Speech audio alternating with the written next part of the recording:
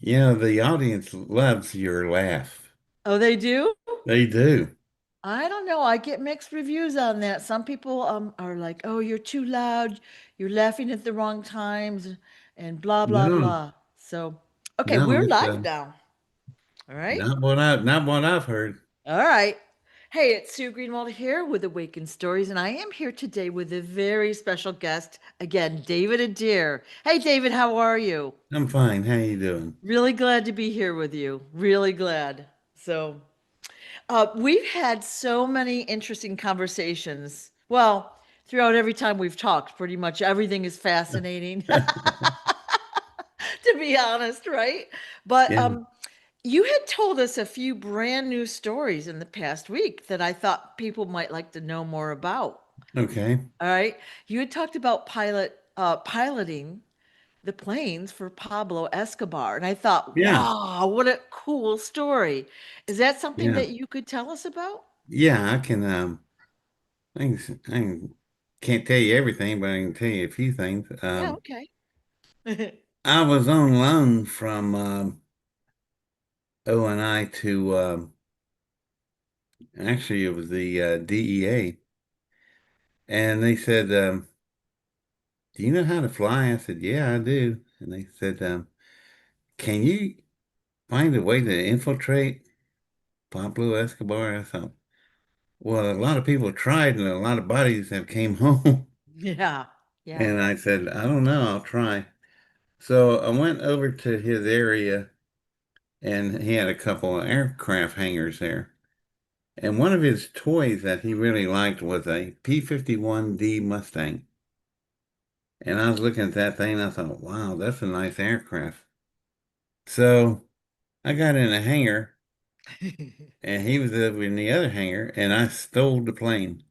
I just started it up and it had a 12-cylinder Merlin Rolls-Royce engine, and I took off in it, and I didn't fly away. I turned around, came right back, and chased everybody through the other hangar, through the hangar with the plane flying.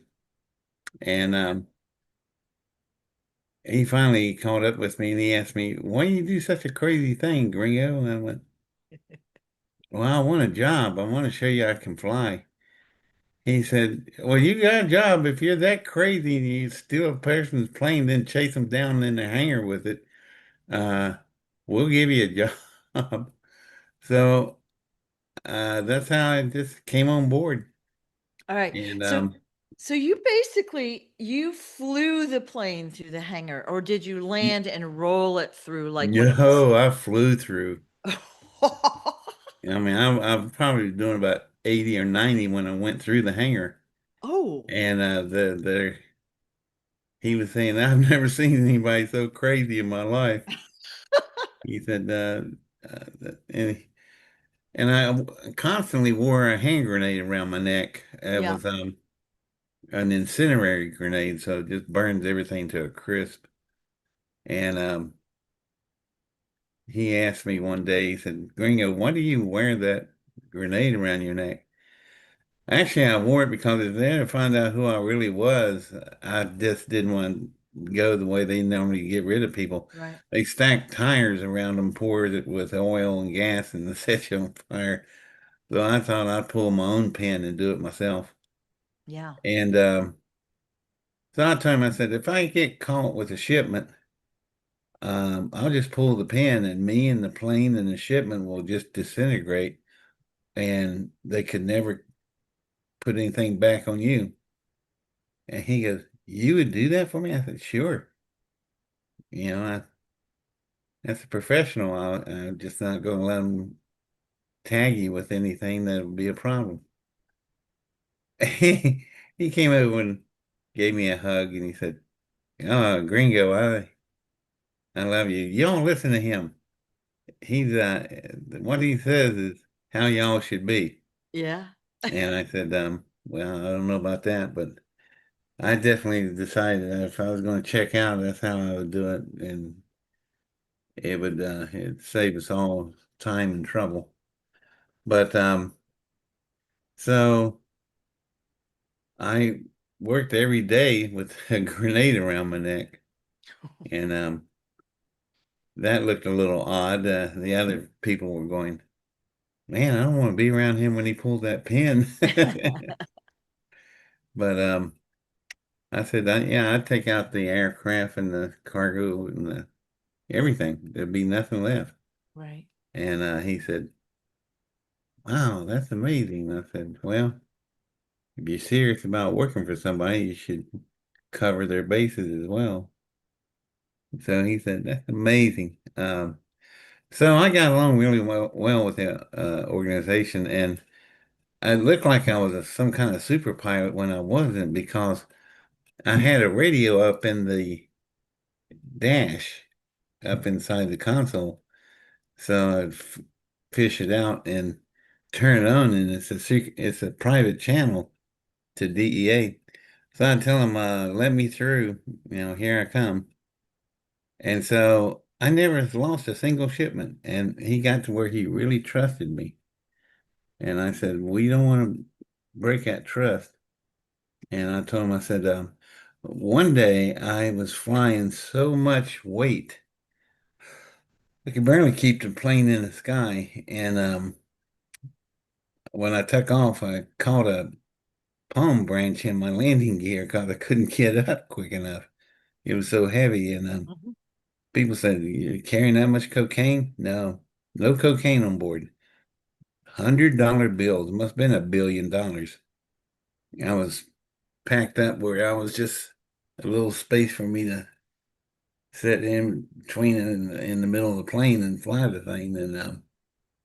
Um, and I called DEA and told them, I said, whatever you do, do not intercept this shipment. Let it go all the way through because all $20 bills have markers in them. These were all 20s.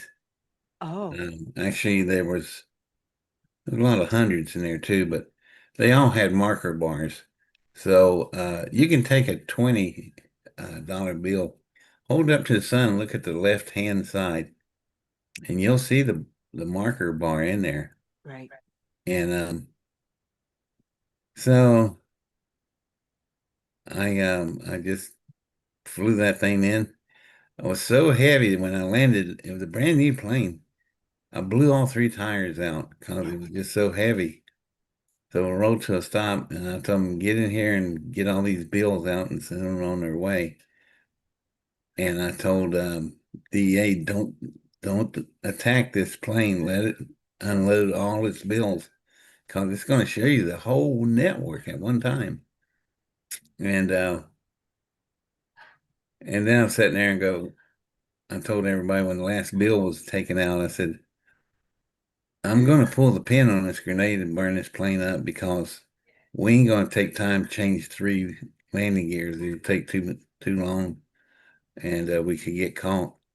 So everybody ran for it. I said, "Here we go!" And I pulled the pin, tossed a grenade in the floorboard, and boy, it went off, and it burnt that plane to a crisp. So is that how you died and got out of that job? No, that was much later. Um, yeah, I did that once. I burned another plane. It was an older one, and they said, "Where's the gringo?" And I said, "He's Ash. He went with the plane." And that's how I got out of there. That's how they never found a body. Um, barely found the plane. What was left of it. Just the only thing really left was the landing gears because they're Yeah. big solid metal Mm, shocks. yeah. And other than that, everything else was gone. Just ash. And because that is a mercury magnesium um, grenade. Burns about 5,000 degrees and just melts everything. So, matter of fact, that type of grenade is illegal in warfare, if you can believe that.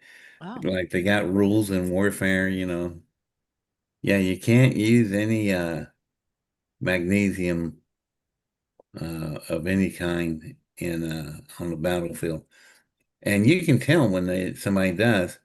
because you'll see old movies, you'll see a really white cloud burst on the field, and that's magnesium. It's Okay. so hot, and it provides its own oxygen. It burns underwater. Yeah. That's why they made it illegal. They said it's inhumane, and I thought all of war is inhumane, but Yeah. Yeah. they have some lines they draw in the sand, and that's one of them. You Yeah. can't use magnesium. You can't use certain toxic chemicals. Uh, well, some stuff is outlawed, and they take it quite seriously. Hmm. Okay, so let me just reiterate the story. You need to Okay. get a job there. Did you speak Spanish? They called you the gringo, right? Did you Yeah, speak Spanish? he called me a gringo all the time, and Yeah. crazy gringo. I said, look at this Yeah. crazy gringo over here, Yeah. and he would refer to me as that's my crazy gringo. He's nuts. He says he scares everybody to death that's around him because he's like a bomb could go off. And Yeah. Yeah. you know, when they think you're crazy, that is the way to go in life because they don't expect anything out of you. They go, "What's wrong with him? Yeah, he's crazy." Yeah. Oh, okay. Yep. And they just let it go. Yeah. And so yeah, I got a reputation of being a crazy gringo. So this shipment with the $100 bills and all the 20s, you wanted them, you landed, your plane kind of like was not in good shape, and you wanted them to take the funds away so that they Oh could yeah, trace where they went and catch the bad guys, basically, right? yeah, And yeah. but why did you blow up the plane that time? Um, I was serious about we ain't gonna take time to change three landing gears wheels. It'd take too long. Yeah. And they would start asking questions. How could we stay here so long and nobody comes by? Mm. So I got rid of the plane. It was gone, and the DEA recovery team came in and looked the area over, and everybody's hiding. And they went, "Oh, they were coming." And so it was a Ah, good cover story. yeah. So you didn't blow your cover. Not So at all. so you worked with him maybe 5 years or so, you said. Yeah, And then when it was trying to leave, you basically blew up the plane. yeah, yeah. And I stayed with the plane according to the story, and there was nothing left of me. Yeah. Yeah. And they believe that because it burned so hot, and they looked at the remains of the plane, Wow. and they said the only thing left is the landing struts because they're all steel. They said other than that, everything's gone. Wow. Wow. And they said, "Where's the gringo?" "Well, he's Ash." Well, he's gone too. So then nobody ever bothered looking for me. Awesome. Awesome. And So so you were, well paid for what you did. But oh yeah, I would assume though, with that much cash or that much drugs, there was a lot of like fighting in the group that worked there. there there would have been, but Pablo did something that was a little bit unusual. This guy kept taking my parking place, and Pablo asked me, he says, "Gringo, why do you park way down there? Well, I told you park right up here." And I told him the guy's name, and I said, he keeps taking my parking place and he won't move. And he's, "Oh, really?" So Pablo does a whistle from a rooftop and he points to the guy, and a sniper just blows his brains right out of his skull. Ooh. So when everybody saw that, they said, "Man, don't be messing with him because he's Pablo's love child or something." So they all backed off, and I never had any problems with anybody after that. Now, And they gave me his car. I had an old ratty Land Rover. Those are miserable vehicles. Um, and I got a fully restored 1969 Chevrolet Chevelle 396. That was a nice car, and Kind of wish I could have got away with that one, but I had to leave it behind. Yeah. Yeah. And I had tons of money. Oh my God, I had so much cash stored away. And the IRS came in and took every penny, Oh no. every nickel I got. I had nothing. My pockets were empty. There was nothing anywhere. And I said, "What are you guys going to do with all that money?" And they said, "Well, what were you going to do with it?" I said, "Live off of it, I guess." They said, "Well, we have expenses." Well, that should cover a lot because it was in the millions. Oh. I mean, it Yeah. wasn't just $10,000. It was like, more like $7, $8 million in cash. And they took every nickel out. I went back to my bank account and it said 0.00. So was it cash or was it in your bank? Was it in the bank? It was in the bank. Yeah. I never carried any cash on me. Hell, I couldn't even buy a Coke for you, or a hamburger or anything. I was completely cashless, Yep. and that's the best way to do that. Yeah, okay. That I to me that was such a fascinating story. Like how smart you were to have the grenade around your neck. How Yeah, shocking. I didn't know what to do. I Yeah. said, I can't get caught by these people. They'll be so hostile, Yeah. and I just couldn't do that. Got the whole story out. It took Art Bell 7 hours to get that same story out. Well, I'm familiar with your story and I didn't do a great job of There's a lot explaining of it. details and a lot of Yeah. characters involved, and because it's a real event, Yeah. Yeah. it wasn't scripted. I mean, it Yeah. actually happened. There was so many people involved, and unless you knew them, you wouldn't know all the details. But in that story, the long version, the details answers a lot of the questions people have. How did a kid get in a situation like that? How did he Yeah. meet so Yeah. and so? How did that develop? And it's all in the story. Yeah, yeah. Well, we had talked twice. We did two videos of just your life story from, birth through 20-ish or so. And we ended when you basically went into the military. We talked about, that you were captured a couple times and all of this, but then we just talked about random inventions and things like Oh that. It's my. very interesting. Yeah. Um, People didn't even know I was in the military. I was I spent most of my adult life in the military, Yeah, yeah, and I find that odd. They said you were in the Navy. I thought, yeah, yeah, duh, yeah. How do you think I did all this stuff? And yeah, they just never put it together. I was always catching rides on submarines. yeah, Submarines are the best thing in the world to go behind lines, get behind something, and pop out. yeah. Um, which means that I was on board a lot of subs, and I had an interesting time on one sub. Um, we'll use a fake name. We'll say Tigerfish. I was on board a Tigerfish, and I put my hammock up and in the forward torpedo room, and I was a full-blown sailor, but for decades. But I also was chronic seasick. I got seasick on Lake Erie Yeah, once, and those are not lakes. You stand at the edge of a lake, you can't even see the other yep, they're side. pretty big. Yeah, They're huge, and it's like 1/5 of the fresh water on planet Earth is in those 5 lakes. It's just insane. But uh, point is, I was a chronic seasickness, so the bosun mates looked at me and said, "We can fix something for you," and they did. And they um, knitted a fancy network called Macrame, I think it's called.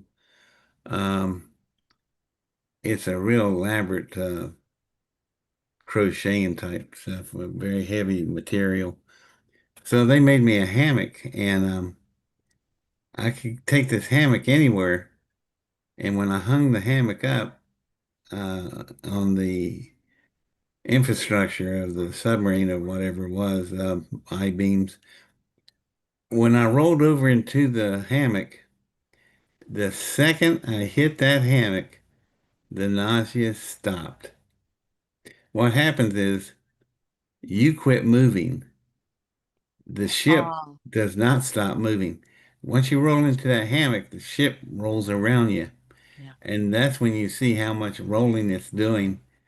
And I remember when I rolled over into the hammock, I thought, how come I'm not sick? And I looked at the walls and they're going everywhere, back and forth, up and down. I thought, oh God, that's what I was feeling. And so they made me a hammock. And so the hammock's worth quite a bit to me. And then one time I went on a sub and I hung it up and went to go see the captain to check in.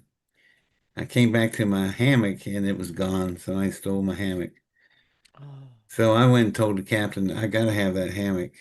I'll get sick if I don't. And the captain went over to his radio guy and he flipped all the on switches. And so he can be heard throughout the ship. And he said, all right, y'all, listen up. Here we got a problem. Somebody, some lowlife has come into the forward torpedo room and tucked this guy's visiting with us from O&I, his hammock. This hammock is like part of the mission. Without it, this guy's going to be sick. We need the hammock back. So we're not going to ask any questions. Just return the damn hammock and put it back in place. And before I could get back to the torpedo room, the hammock was already hanging up Awesome. because Awesome. the captain said, we're in a metal tube. We're half a mile underwater. I'm going to shut all the engines off and we'll sit here for the next 5 years if we have to. But I'm going to tell you right now, whoever took the hammock, you're going to end up dead. You're going to get flushed out in a torpedo Ooh. tube because you're costing the whole ship leave time at Hawaii and some of these other exotic ports. And they're not going to be happy about this. So that hammock got back here so fast it wasn't funny. But that's just typical day on board a sub. And then same submarine. I should have known something was up. I was sitting there reading my book, and this chief walks up to me. He's a senior chief. He goes, you're the guy that's visiting us from O&I. Yeah, and I can't talk about anything I'm doing. Oh, we're not going to ask you. What we want, we just want to borrow your body. I went, excuse me, what? He said, we're working on a prototype suit, and every time we have to work on it, we lose a set of hands because somebody has to sit in the suit and sit still. You're just going to be sitting here. So I said, can I read my book? And they said, sure. And I said, well, let's go. So I get in the suit. It took 2 hours to get me in the suit. So I'm sitting there reading my book, and they're working away out there and with a full crew, which they're thrilled about. And then all of a sudden, they take off running. Everybody just get up and run. And I went, so I turned on my intercom and asked outside, anybody out there? And there's no answer. I said, what's going on? So I saw a E5 second class petty officer coming down the hallway. So I reached out and I grabbed his arm and he was wincing in pain. And I remember him telling me, I have 400 foot-pounds on each finger of this Oh. mechanical suit I'm in. He said, you could crush a bowling ball. So I lightened up my grip and the guy calmed down. I said, what's going on out there? And he says, well, you see, we got a problem. I said, yeah, what's the problem? He said, all 5 reactors have scrammed, emergency shutdown. I said, what's wrong? They're not shutting down. They're all wide open. All 5 reactors? And they went, yeah. Well, that's not good. I said, what are we going to do about that? And he said, I got to get to my station. So I let him go and he took off running. Then another man came in and sat down in a chair right in front of me and looking right in my view, my windshield. And he said, son, I'm the skipper of the sub. We got a serious problem. I got 5 reactors that are wide open. We can't shut them down. And we're going to do a China syndrome, which is where I said, I know what that is. Basically, all 5 reactors will melt through the hull. The sub will implode and we're all dead. And we have exactly 18 minutes before that happens. 18 minutes? I said, I know it took us 2 hours just getting you into the suit. He said, there's nobody else. There's no time left. You're going to have to walk down where the reactors are and go inside and fix them. And I said, Skipper, I have had no training on reactors. I don't know what to do. Yeah, you're an underwater welder, aren't you? I said, yeah. Well, you've worked underwater before. So I said, we've got 17 minutes. So what are you going to do? I said, which way to the reactors? So I'm going down the hallway with all these tubes and lines dragging behind me.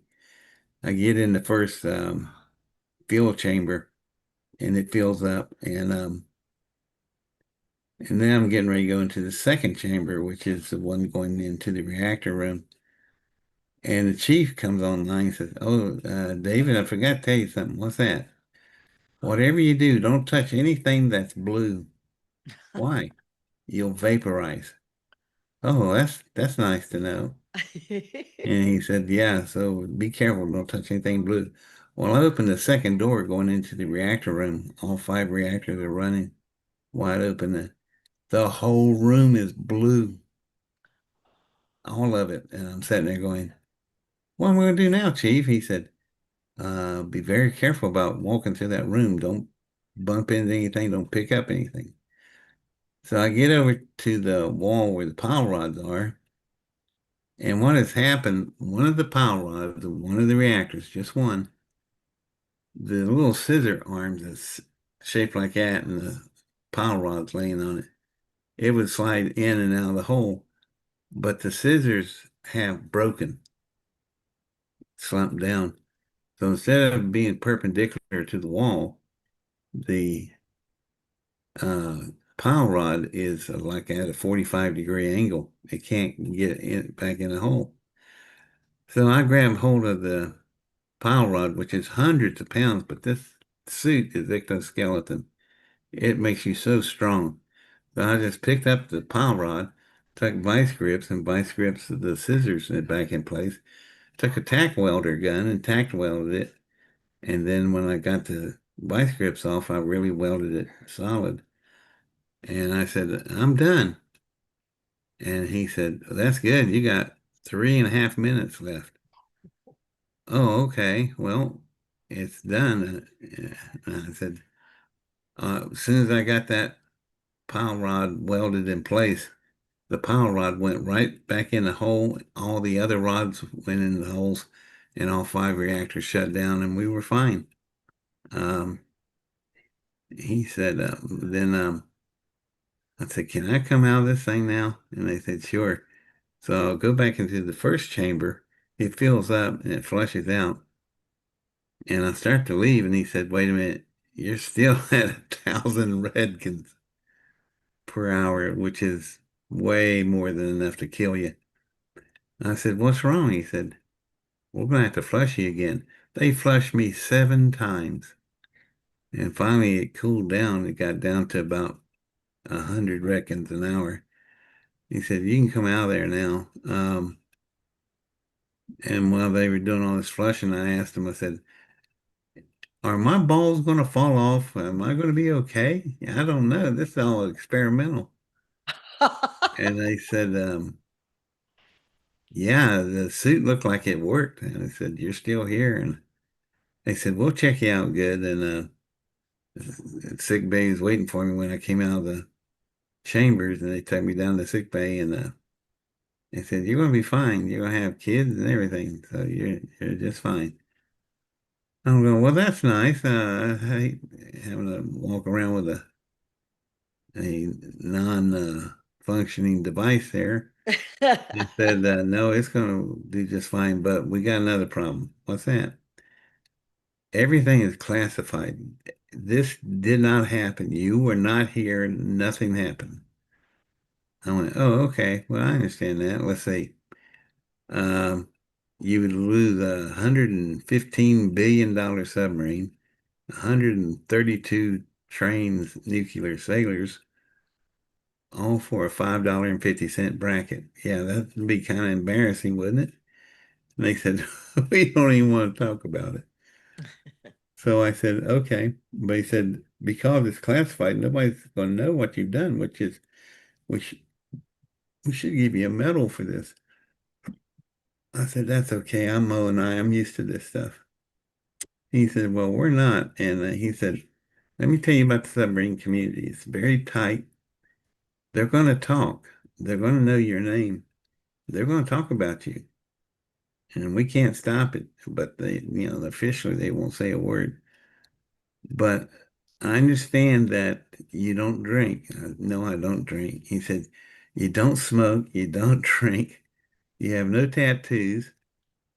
And you're a commander of Navy SEALs. Yeah, so, well, what are you? I mean, and the admiral was asking, and the old master chief sitting there go, he's a freak of nature. That's what he is. Yeah.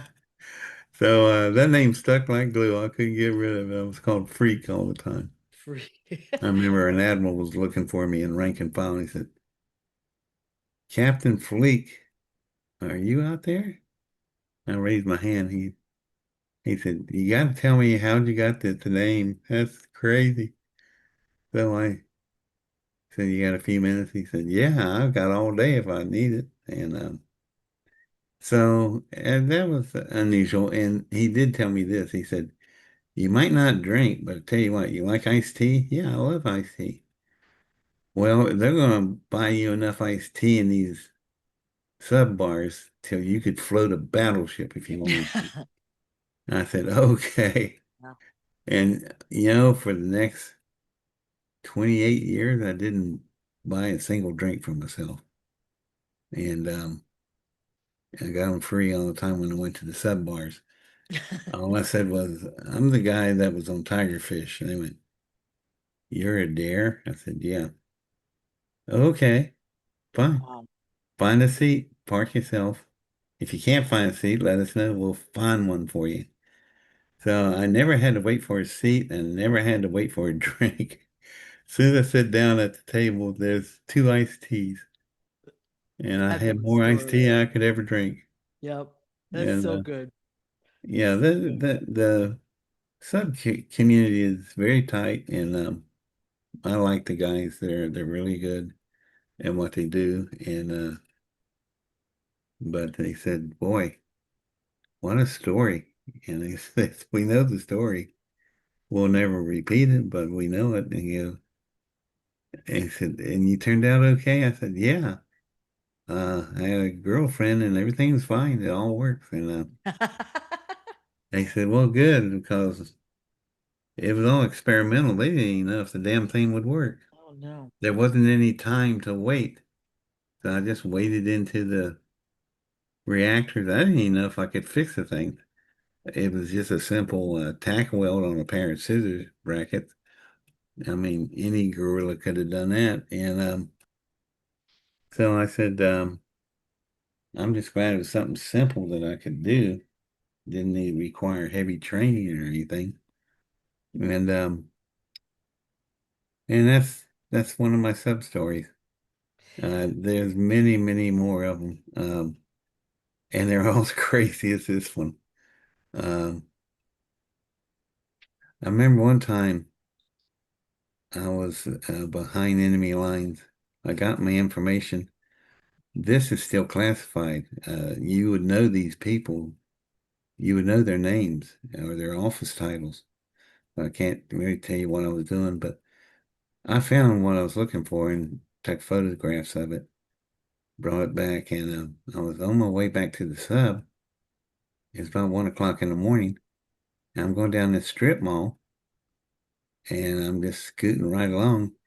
And me and this other guy, we hit face to face at the corner. He didn't know I was coming. I didn't know he was coming. And he commenced beating me to a pulp. He's taking me apart, literally. In the first 5 seconds, he broke my right shoulder, he broke my right knee, and three of my ribs were cracked. And this guy was just tearing me to pieces. And he got close enough when he raised his right arm to tear my throat out. He was planning to kill me. I looked down at his torso. The entire right side of his body is exposed. So on my left side of my body, I have a big Bowie knife, and I ripped the button and dropped it down in my hand. And I stuck him so far and so deep. I picked him up off the ground and lifted him to me. And I said in a whisper to his face, like, left-handed. I'm left-handed. You should have seen his face. He's already dying, but it's like ice water hitting him. He realized it's a fatal error that he made. So I laid him down real quiet on the ground, and he's gone. And I'm looking at him, and I'm thinking, did I just kill a school teacher or a janitor? I really felt bad about this because it wasn't planned. It was all serendipity. And so I pulled my camera out, and it was filled with magnesium bulbs and mercury film, tungsten. So I could take total pictures in pitch black and not see a flash anywhere. Right. So I took a picture of him and left, and I got back to the submarine. And the Marine that picked me up looked at me and said, "Were you hit by a truck? What the hell happened?" I said, "Might as well been." I said, "This little 90-pound guy was just tearing me to pieces. And I feel so bad about it. I think I killed an innocent person." And one of the Marines said, "A school teacher or a janitor wouldn't have been able to take you apart like he was doing. He was something else." Right. And I went, "Oh, well, I wouldn't have. Yeah, I guess you're right." So I get back to O&I at the where I can at least walk again with crutches. And I get into the what we call the is command and controls, CDC. So I'm at CDC, and at the end of the briefing, I bring this guy's picture up. I said, "Does anybody know who this is?" And there was a gasp in the room, and I went, "Oh God, that's not good." So I get up and lock the door. I said, "Nobody's leaving until we figure out what to do. Who is he?" And the guy said, he said his name, and he said, "You just killed the master black belt champion of the world." And I said, "What?" I said, "The whole thing was accidental." And they said, "Doesn't matter. You killed him." I went, "Oh, great. I just killed James Bond. Wonderful. Everybody, every agent on planet Earth is going to come looking for me. We have got to create something." So we created this individual that has a birth certificate, a driver's license, social security number, doesn't exist. And we put it out there. That was the guy that killed this master. He was the guy that trained all their black arts people. And I killed the trainer. I thought, God, it can't get no worse. So we made this person up, and they're still chasing that person today. And I Gee, thought, we're just going to leave it that way. so you ran face to face into this guy. He wasn't following you. He Mm-mm. wasn't tracking you. He was No, just going about his business, I basically. guess he just finished teaching a class and was on his way home, which bums me out because I mean, he never got home to his wife or family or anybody. And I felt bad about that because I don't like taking people out through collateral damage because you failed. James Bond was a miserable failure. He blowed up the building and killed everybody in it. You don't do that stuff. You get in, if you're really good at it, you get in, you get your info, and 3 weeks later, somebody says, I think somebody was in here. Well, the thing is, you weren't the aggressor in this case, and Mm-mm. this guy was like, if he broke your shoulder and Oh, yeah. he did all this stuff to you, like that's not typical. It just seems like most guys. Let's say we walk down the street and I ran into somebody, I wouldn't expect them to try to kill me. I'd say, "Oh, sorry," and move Yeah. on, right? No, So, it was just yeah, this guy in 5 seconds was just busting me apart. yeah, But I noticed something. I kept thinking, he's only breaking the right side. He thinks I'm right-handed, so he's shutting down all my weapons, yeah, yeah, leaving my left side wide open. And boy, it yeah. cost him his life. And um, Well, noticing that in such a fast amount of time, a small amount of time, saved your life, yeah, right? Saved your yeah, life. I'm sitting there going, Yeah. I was like, some of these people you see in these movies, thank you, Jesus, thank you, Jesus, thank you. Yeah, I was saying that, Yeah. thanks, Jesus, or whoever it was. Turned out it was Pitholem that was doing that. Yeah. She reacted so fast. I was on him. I was back at him. I was, uh, actually, it was a hit for hit. Uh, I'm sure he was wondering who I was because he realized, wow, this is not a normal Yeah. Yeah. sailor. And Yeah. he recognized that I was on the job because I was wearing all black utilities. Yeah. So I wasn't there sightseeing. I was there for a Yep. reason. Yep. And Yep. that's why there was nothing said. It was just instant retaliation. Right. Yeah. And And I've got to assume that Pitholem has helped you get out of these situations time after time after time. Like she has you've been in these 54, situations and you're still here. yeah, So many 54 years reasons. she's been there. Yeah. And Yeah. I can't tell you how many times she's saved my bacon. And she's all excited. She goes, my parents are here. I'm going to get to go home. Yeah. And I'm sitting there going, she goes, why aren't you happier? I said, you've been in my life and been inside me for 54 years. Now you're going to be gone. So what happens to me? Do I end up like Dorian Gray? Just shrivel up and Yeah. be a Yeah. prune? She goes, no, my mom's got something set for you. Your mom? You're 14.5 billion years old and you got your parents still around? Yeah. She goes, yeah, my mom's going to like you. Oh, God. I said, I need to sit down. I need a drink. And the adventure continues, right? It's like a Yeah, sequel, like part two. it's not through yet. Of course not. We're still, but apparently, her, she explained something to me and it made a lot of sense. I said, you've been here 54 years. She goes, so? Well, that's a long time. Why are they just now getting around picking you up? And boy, she handed my butt to me on a platter. She goes, David, not everybody in the universe runs on a Julius Caesar calendar. Yeah. I went, Well, oh, also God. you gotta think of it this way. She's been here a really long time on Earth. Her Yeah. mission is Earth, right? Yeah. So She said, yeah, 54 years to us is like 54 seconds to you. yeah, What happens when you get a pilot down? Well, we go after him immediately. Well, that's what they're doing. This is immediate. 54 years later, yeah, that's immediate for yeah, us. yeah, And I went, yeah.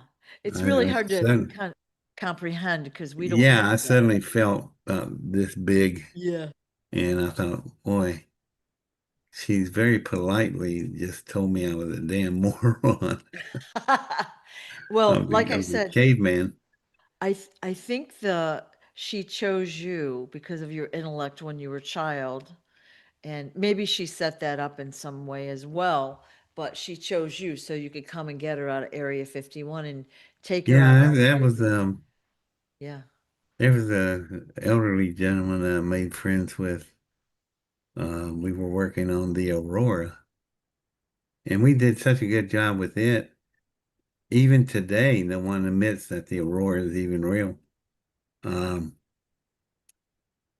but we also did the SR-71, and we're the ones that, as he said, we have just screwed the pooch. I said, what? It was Walter. I said, what, Walter? Why do you say that? He said, I went out and got the model of the SR-71 off of the pole and brought it into the hangar before the Soviet satellites got there. But the thing was sitting out in the sunlight, so it cast a shadow on the ground. So when the Soviet satellites went over with their thermal imagery, you could see the cool ground, and it was a perfect silhouette of the SR-71. They didn't see it really like we see it, but they knew what it was. It was an aircraft, something really special. So we really let the cat out of the bag on that one. But when we came back and worked on the Aurora, we never made a single mistake. That's why even today, nobody even knows if the Aurora was ever real. And let me tell you, that thing's real. It's got scramjets. It's very fast.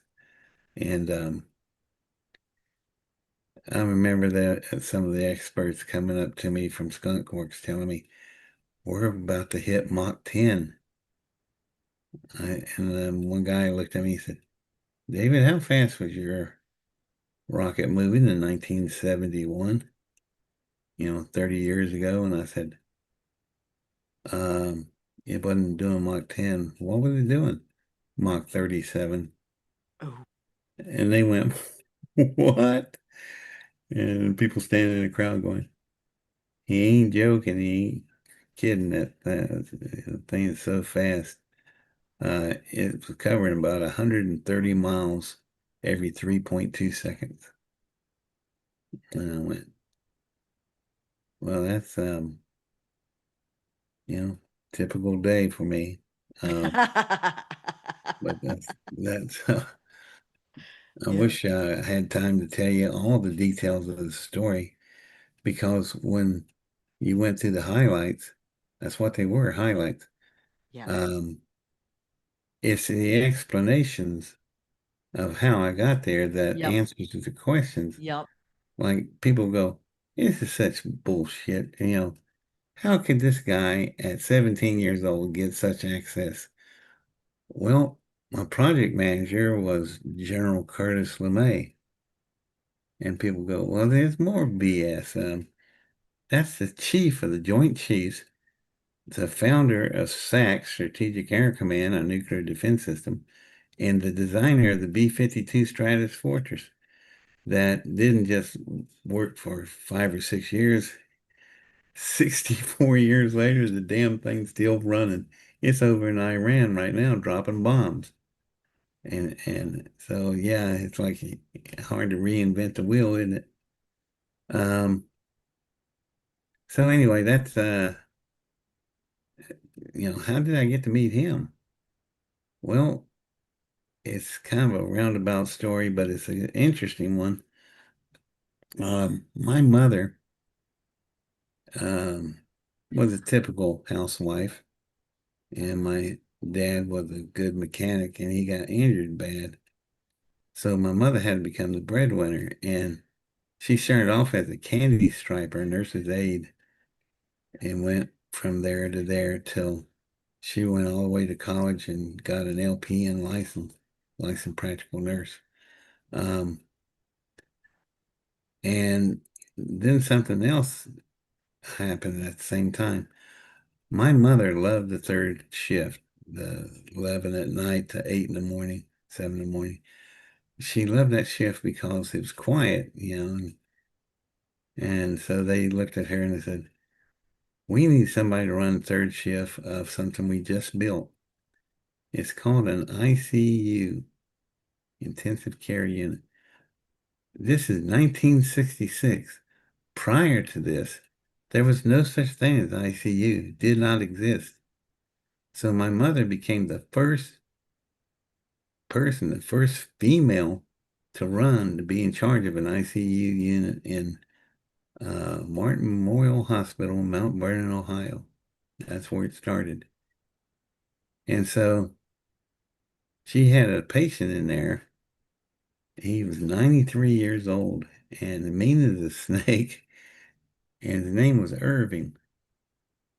And old Irving would goose the nurses when they come in, and then he, grab handfuls of stuff, and he's a nasty old man. And so he hit one of the nurses in the side of the head with his cane, and she came back to the nurse's station with a whelp on the side of her head. And my mother looks up at her and goes, "Who did that?"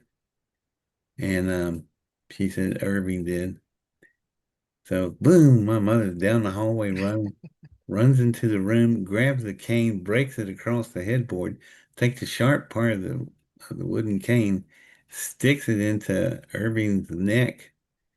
She said, "I swear to God, if you touch another one of my girls, I'll come back in here and I will kill you. I'll murder you where you lay, and we will say you had a massive heart attack and bury your ass, and that'll be the end of you." Well, after that, he became my mother's best friend. And he his son wanted to see him. So his son had a terrible paparazzi problem. Uh, his son was General Curtis LeMay. This is Irving LeMay, the father of Curtis LeMay. So for him to see his father, he had to go through my mother, who was in charge of the ICU unit.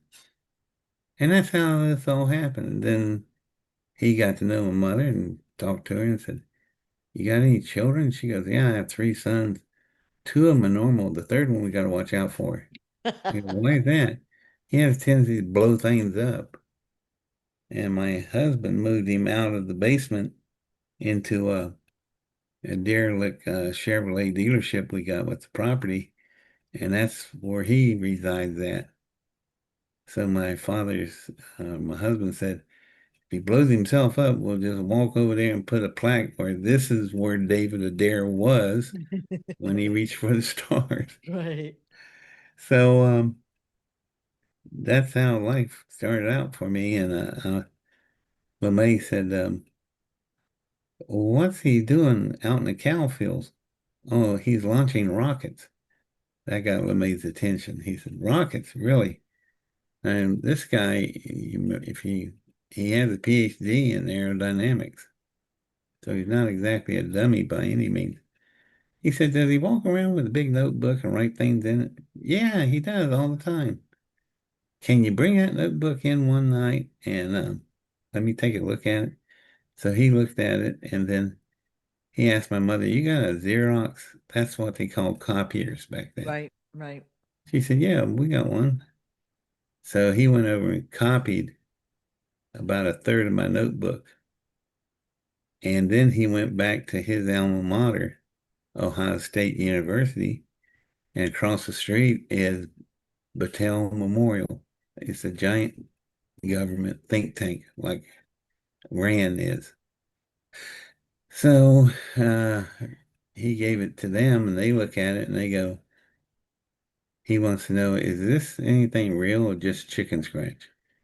They look at it and they go, "Where is this person?" They said, "Hey, he's out in the damn cow fields launching Sure. rockets." They went, "So is that something to be we ought to be paying attention to?"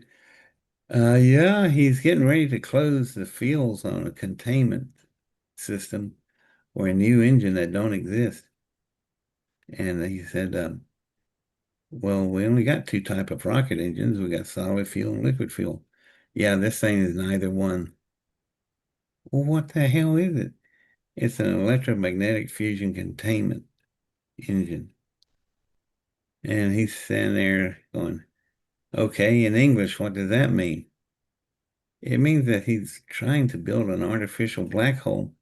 And if he gets the field to sustain, he'll have the power of an entire sun at his fingertips for an engine power. Well, he was amazed trying to adjust all this. He said, well, what does that mean? I mean, you know the program Star Trek News? Yeah. Well, there's a captain there named Jane. Um, let's see, Jane Hath. I'll get her name here in a minute. Um, she got duped by some aliens, got pulled into a damn wormhole, and at warp 9.3, fastest her ship can go, it'd take her 85 years to get back to Ah, Federation Galaxy. yeah. And they said, you're kidding. He'll pull up and he'll say to Jane, hey, Captain, tie your thing down that's not tied down, and I'll give you a tow. I'll have you home in not 85 years. I'll have you there in about 4 minutes. And they went, holy crap. And he said, that's how much power he's Yeah, got. right. And he can control normally there's just two speeds, this engine, off and wide open. And they said, oh, I like that already. He said, well, there's times you need to throttle down or throttle up. He can do that by manipulating the plasma beam in the center of the engine and causing the specific impulse to change, which is the heart, the soul of a rocket engine. And he said, you're kidding. He's got all that. Well, how smart is he? He said, well, his best friend calls him up and he helps him with his math. Yeah, so his friend is Stephen Hawkins. Wait a minute, you tell me this guy helps Stephen Hawkins with his math? What is he? Um, he said, I think a Navy Master Chief said he was a freak of nature. That's what we think he is. Another freak Yeah. label, And right? yeah. And so Yeah, now I'm yeah, two freaks. yep, And they went, good God. So that's when they started looking at me in an entirely different light. right. And it all went real serious. And I got jobs. I got all kinds of offers. And and yet everybody thinks I'm so damn smart. And I tell them, I'm a lot like a movie character I saw. Stupid is as stupid does. You know, I may be pretty good with Mobius and math and multiplex conversions, but I said I'm really lucky to find my ass in the morning, and I'm not all that great. Everybody just thinks I am. And Hawkins told me, he said, it's too bad the world don't know about you. He said they had a fit over me, and he said I have nearly a 300 IQ, and that they have a very difficult time handling me. And you're pushing about 150 points more than that. And I said, I know, it's just all this crazy stuff. He said, yeah, when they find out how smart you really are, it's going to be a problem too for you. I said, well, I hope not. I'm just lucky to plug along as I am. He said, well, nobody builds a rocket that's so damn fast you can't even see it when it leaves. And I know, I said, that's something everybody's going to adjust to. You ever try to see a rifle bullet leave a barrel? That's what it's like trying to see Yeah, this rocket so yeah. fast. It's yeah. And then there's some gifts that came along with it. One of them was inertia dampener. And people don't quite get what an inertia dampener really means. You hear it once in a while in Star Trek, Yep. but here's what a real inertia dampener does. Of all things, a Bugs Bunny cartoon does the job really good. Um, Bugs and his friends stole an aircraft and took off with it. And the thing was really fast, and they got to the edge of space and ran out of fuel. So it starts falling back to Earth. It's falling so damn fast, the speedometer wheels come off and all the springs came out, and their friends are yelling, "We're all gonna die!" And Bug says, "Take it easy, I've got this covered." And right before their vehicle slams into the earth, Bugs opens the door and grabs everybody and steps outside. They look at the vehicle just crash to nothing, and they're fine. And everybody laughs. That's a cartoon. That's not a cartoon, y'all. That's exactly what an inertia dampener would do. Oh, It will remove three forces in physics, in Newtonian physics, and will be gone. Inertia, momentum, and kinetic energy. All three will disappear. So what's that mean? That means a UFO can come in at 5,000 miles an hour and do a 90-degree turn. Well, hell, if there's anything organic in a cockpit, it's soup. And but not with this inertia dampener, it wouldn't be. They would feel absolutely nothing. They'd just be going through the motions. And I go, wow, do you guys ever feel any gravitational forces? And they, no, not a thing. So UFOs out there flying today, they're using some kind of form of electromagnetic fusion containment, but exactly what they're using for power sources and control, I don't know. Um, it's pretty slick, whatever it is, because it works just fine. And I wish I understood more, but I'm lucky to find myself in the morning, much less, explaining complex stuff.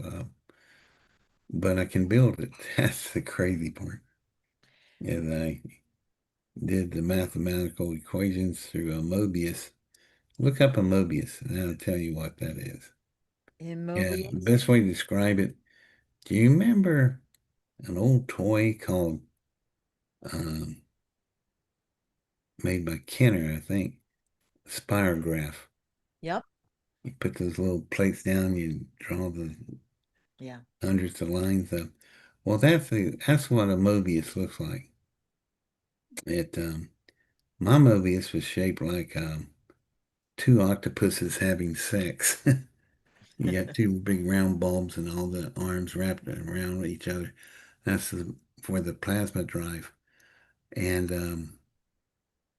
that thing worked well. The design did. It's in a figure eight pattern. What's figure eight turned sideways in math? Infinity. Infinity. Yeah. Well, I gave it an infinity pattern so it could never outrun itself. So it would be safe if we even have a malfunction. It still shut itself off before it gets in trouble. This particular engine that I saw at Area 51, it had been hit by something that came through the fire of the hull of the ship that it was the power plant for. And the entity that ran that engine, the engine was how do you describe this? It's inorganic and organic at the same time. It's both. And it has the ability to control both realms at will. So, what are you saying? That this engine had the ability to reach far beyond the speed of light. And people said there's nothing beyond the speed of light. Oh, yeah? Go check out the tachyon people. They track tachyons that pass things at the speed of light. And I that my engine, for some reason, it operates in the world of tachyon emissions. And it's not like a proton or uranium or neutronium or any of the heavy elements. It's running in a world of tachyon emissions, which exceeds the speed of light, and we've proved that in a cloud chamber, or rather, um, oh, I can't think of the name of it. It's a thing that measures inside the electron forces. Um, It's all right. Well, it's more, most of us don't understand the math or the engineering required, but we do like the story of what happened. Do you know what I'm saying? yeah, I do. We like to hear your story. So the story is you had this rocket and you bring the rocket like across the country, right? You hit it in a truck, like a Yeah, grocery store truck. yeah. We painted either it was Harris Teeter or Piggly Wiggly on the Yeah, side yeah. of the truck, and people go, "What the Yeah. hell is a Piggly Wiggly?" It was the grocery store in the South. Yep. I Crazy name. always kid everybody. It's a smaller version of the Hoggly Woggly. And Yeah. people just look at me and go, "You are a strange individual." I said, "Yeah, you ought to be on my side of the fence." Yeah. But Now, I have a question. Do you think Pitholem chose you because of your intellect, like prior to you physically meeting her? Or do you think she helped create your intellect and helped dr well, lead you along the path to meeting her at Area yeah, 51? when I put my hands on those two pods in that room, Yeah. and these pods, you shape your hand like this, Hmm. and you fit perfectly onto the pod. And then the pod comes up over your knuckles all the way back to your rear joints. Like the Batmobile, you know how the tink, tink, tink, tink, tink, tink. Yep. And Yep. well, it grabbed all 10 of my fingers and start tightening down. I thought, oh God, it's going to cut all 10 of my fingers off. Yep. So I started to yell for help. And just as I was formulating the word help, um, the best way I can describe it is a voice like Lauren Bacall from Key West, and very feminine, very sultry. And all it said was, David. And I go, yeah, be quiet. I'm sitting there with my hands in the pots. Okay, what the hell else you going to do? So she said, sit still a minute. I'm going to download it into you. And she said, you might find this a little uncomfortable. And I went, oh God, that sounds like an American medical doctor. When he says it's going to be a little uncomfortable, means it's going to hurt like hell. Yep. Yep. So this thing came up both arms, and it was like a electrical shock wave. And when it got to my neck into the carotid artery, I saw these heads up viewers like things of thousands of worlds. And they were going by so fast I couldn't see them all. But I was left with the impression these are the worlds that Pitholem had been to. It's her memories. And she downloaded all this stuff. And finally, after a while, I said, I think I'm going to leak. And she said, is your crotch getting wet? No. I think my brain is going to leak. There's just so much coming in, and it hurts. And she said, bear with it. And she goes, okay, I'm done. And I thought, boy, I'm glad that's over with. It felt like, think of the worst piss you ever had to take in your life and you can't do it. And that's what it felt like. It's just like you're so full you can't take another more thing. Yep. Yep. And she said, you did a good job. And then she said something real interesting. She said, I asked, how do you know I could take all this? And she goes, who do you think sent all those dreams to you, knowing that Mm, you'd build this rocket? right. And who do you think caused you to be shipped off to Area 51? And then Mm, knowing that you'll be brought right here in front of me and you put your hands in these pods, and now we are leaving. And I said, what? We are leaving. She says, I'm not going to work with these black hearts anymore. And I'm going, well, who's that? You know, it's what you call Air Force people. Nobody cares yeah. about people and care about planet and situations. They all got black hearts. You do not.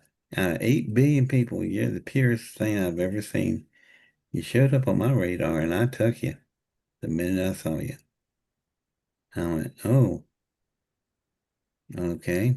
Um, that reminds me, you've been inside me 54 years. What happens when you leave? Do I turn into a Dorian Gray? You know, just shrivel up? And she starts laughing. No, mom's got something for you. Ooh. You got a mother at 14.5 billion years old. What were your parents doing? Helping out with the Big Bang Theory? She said, oh, how perceptive. That's exactly right. Oh, God, I said, I need a drink. I need to sit down. And so anyway, we came out of there and I became a lifeboat. And she bailed out of Area 51 and all that's left was a hull of her engine. And she said, they're not going to learn anything from that. It's just a hull.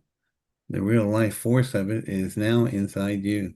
Right. And we're riding out of here. And I'm sitting there going, yeah, and I'm about to pass out because this is just a bit much. And she said, you got some problems that I'm going to have to overcome. One is diabetes. That's a real, I never had hardly any struggles with it, but I encountered one last night. It's called a low blood sugar. Boy, it's terrible. Yeah. You, you can't sleep and you can feel things going through your body and you start sweating. I found that funny. And Pitholem said, it's not funny. Next stage is diabetic coma. You'll pass out and you'll be dead. Mm. I said, I didn't know a human being could sweat that much. I need windshield wipers for my eyeballs. Oof. I said, I find that funny. And she said, boy, what an attitude. You're about to die and you find it funny. No wonder I picked you. You are just kind of human being that I was looking for. Well, through your life, you've had so many amazing experiences, and it's my theory that she's helped keep you alive on purpose. That you've got a bigger mission than again your rocket is still the fastest rocket ever created Hmm. here on earth, okay, but you've got a bigger mission. You'll be inventing many things, like you have invented many things that are helpful to society. Not all of them have been allowed. In the future Yeah.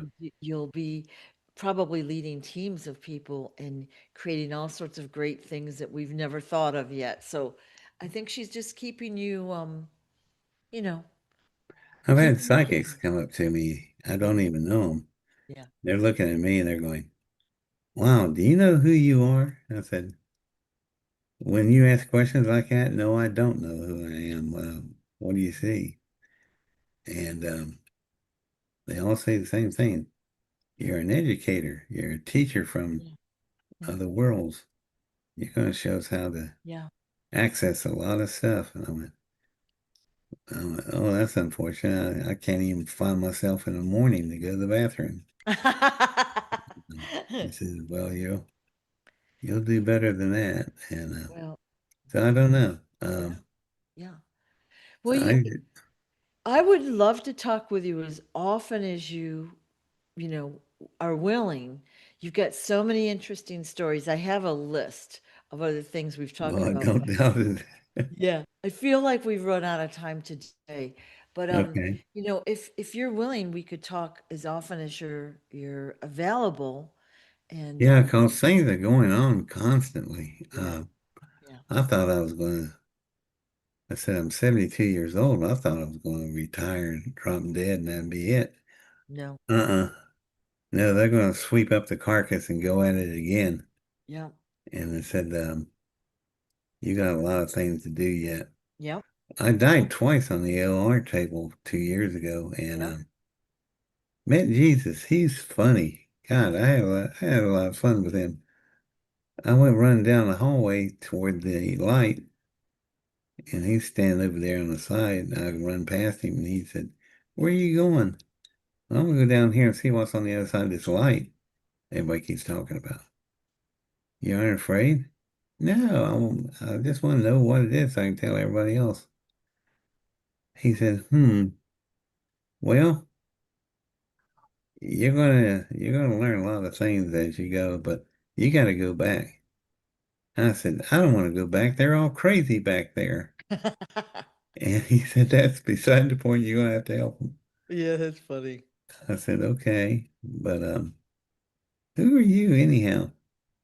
"Oh, I like that white duster you got on down to your ankles. You have a horse?" And he goes, "Yeah, I got a horse. I'm practicing on it." "Let me guess, you're practicing sword swinging." He goes, "Yeah, how do you know?" I went, "That don't sound like that's good for us." Mhm. He said, "Actually, it's going to bring an end to a lot of crap for you." But he said, um, "What do you ask?" I said, "Well, I could help you. If you get me up here, I could help you with your horse." And he went, "Oh, yeah. Dad said you were a farrier one time." "Yeah, I poured my own shoes. And I made my own shoes and nails. I made them out of titanium." And Steffi Sheriff loved it because he said his horse always throws shoes off Yeah. when he has to go on a parade. I said, "Well, by God, I'll fix it where you won't be throwing his shoes off." So he rode it in the parade and he looked at it and he said, "Man, they show no wear at all." Well, they're titanium. I don't think they would. Even nail heads are. So they said, "You seem to be really talented or gifted at this." I went, "Yeah, either somebody's got a funny joke." I haven't figured out which one yet. And uh, he said, "Well, you still got to go back." And I went, "Okay." Um, he said that one of his funnest things, and I stopped him. I said, "How come you smell like fresh baked cookies?" And he goes, "Oh, so that's what you're smelling." I went, "Yeah. Yeah, people smell candy apples, apple pie, all this home stuff, I guess." And interesting, you find me at like a home baked cookie. Yeah, you smell good enough to eat. He goes, "Yeah, well," he said, "stick around. You might like some of the things going to follow next." Awesome. And he said, "My dad said you were fun to talk to. You are. Um, you're not like other human beings at all." He goes, "I'm not sure what you're like." And I said, "Maybe I'm closer to an angel than a human." He said, "Good guess." He goes, "Yeah, you remind me of an angel." See, angels, they don't have souls. They don't have, they never got offered that. Not like humans get Yeah. free will and choice, and then they waste it all. Um, but that's really sad. It's just to squander a gift so rare as free will. Um, Angels would give anything to have free will. But Yeah. Yeah. so All and right. and, then Jesus said, "You understand all that stuff?" I said, "Yeah, I did." makes perfect sense to me, but it probably shouldn't, but it does. And he said, well, Dad said you were different. He said you were different from all the other creations. I said, yeah, well, I'm a freak of nature is what I am. It's awesome. Well, I'm So, glad you're still here, and I'm glad he turned you around and brought you back because you're going to be here for a long time, helping so yeah, many that's what they people. tell me. Yep, yep. And I'm sitting there going, how unfortunate. Yeah. No, 'Cause, you know what it is though? Right now, they're trying to figure out how they can like dim your light, if you will. You know, they know yeah, Pitholem's inside you. They want to hinder and control and experiment and do whatever they want to do. That's not going to happen, right? yeah. There's So, there's some real dark forces out there that don't like us, yes, that's true. and they're trying to manipulate everything. And Yep. then they run into a strange thing like me, and they really don't know what to make of it. Right. You know, Right. Yeah. and as typical humans drive, when we don't understand something, we fear it, and when we Right. fear it, we want to kill it. Right. And Right. so they've been trying to do that for a good while. Yep. Uh, Yep. and I went the COVID-19 route. Didn't kill me. I made it through all that, but it did cost me my right leg and arm somewhat. Um, so I guess you could say that COVID cost you an arm and a leg. Right. But Right. Right. it's I don't know. I don't let none of this stuff bother me. I just take it in stride and do what I'm told. And if you think you're in charge of your life, think again, bud. You are anything but in charge. Um, if Well, you're lucky enough, you can follow along with it, some of it. But it's God's show. It's been His show ever since, always will be. And yep. Yep. hell, they've already won Armageddon. Um, they're just going through the motions for the sake of the rest of us. But I asked Jesus, and I said, "Are you worried about getting on that horse and swinging that sword?" He goes, "No, I've already won." And I went, "Well, that's good because the rest of us are kind of fretting about things, Right. Right. and maybe I can help with that a little bit. Don't be such a fret, and don't be afraid of death. It's not that bad. I've done it twice already, and if anything, it's quite a relief to go through it. It's really quite pretty. So don't be afraid. You know, God Awesome. Almighty, I'm a Forrest Gump type. Stupid is, stupid does, and I'm not afraid of it. So don't be afraid. All right. Well, let's wrap it up for today and we'll get back together again when you're feeling good. Is that okay? Yeah. All right. And I'm I people okay. wondering what my insides are like mush right now. Yeah. That's part of the diabetes, Mm. and if you wonder what's going on, that's what's going on, y'all. Yep. Yep. Uh, Okay. I appreciate your time so much. Thank you so much for your time. And we'll talk again. And for those that are watching, please send me questions and we'll ask those next time. I've got a list of other stories we can talk about. oh yeah, And I'm sure, I mean, you have endless stories. So there will be no downtime. and that's still going on. I experienced things Yep. this morning, and sitting there going, "Oh, that's different. You don't see that every day." Mm. But yeah, I'll be glad to tell y'all what's going on. All right. All right. Thank you so much, David. I appreciate your time. All right. All right.